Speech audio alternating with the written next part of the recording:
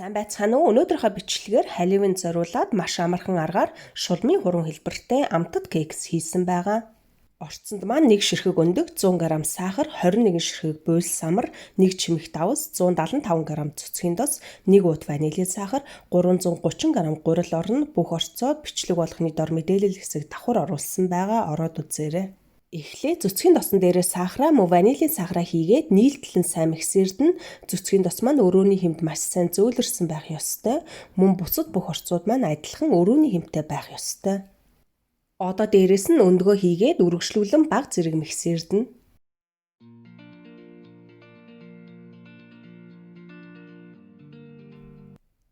Ийм болохоор нь гурилан дээрээ давсаа хийгээд бага зэрэг холиод цэцгийн досон дээрээ бага багаар хийгээд миксернийхээ хамгийн бага хурдан дээр нь бага зэрэг миксердээд нийлтэл нь гараараа бага зэрэг нухаад өгнө.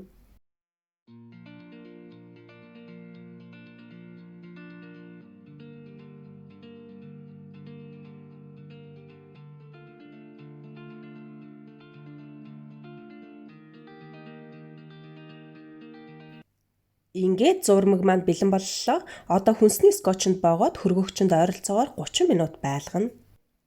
Зурмагаа 30 минутын дараа хөргөгчнөөсөө гаргаад гартаа ингээд бага зэргийг салгаж авч бөөрөнхийлөөд 7 уур дунд ядам 3 хуруугаараа хэв гаргаад ингээд хуруу шиг хэлбэрт оруулаад өгнө. Ингэхдээ ойролцоогоор 11 см-ийн урттай байхаар хэвэнд оруулна.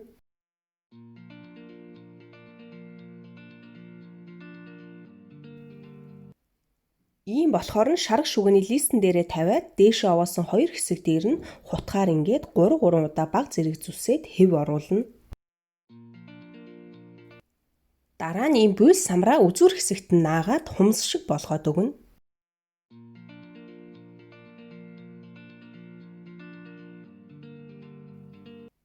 Яг ийм дараалалаар үлдэгдэл бүх зурмагаа хийнэ.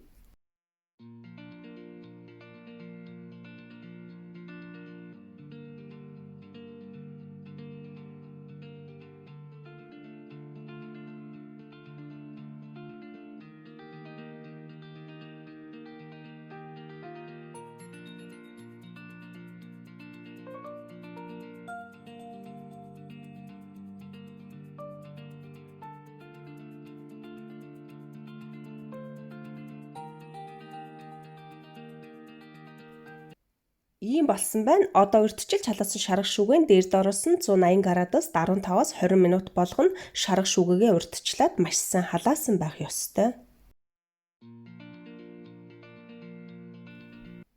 Ийм болохоор нь хөргөө түр тавьчихна. Бүрэн хөрснийхэн дараа самраа салгаж аваад ийм улаан өнгөтэй чимэглэлээр цус шиг харагдахаар тойруулаад дээрээс нь самраа нагаад өгнө. Ийм чимэглэл байхгүй бол хүнсний улаан будгаар улаан өнгөтэй болгож болно. Эсвэл улаан өнгөтэй жимсний чанавал буюу барай хэрглэж бас болно. Хэрвээ барай нь хэрглэх бол улаан өнгөтэй гүзээлзэгний юм уу бөөрөлцөн жимсний барай хэрглээрэй.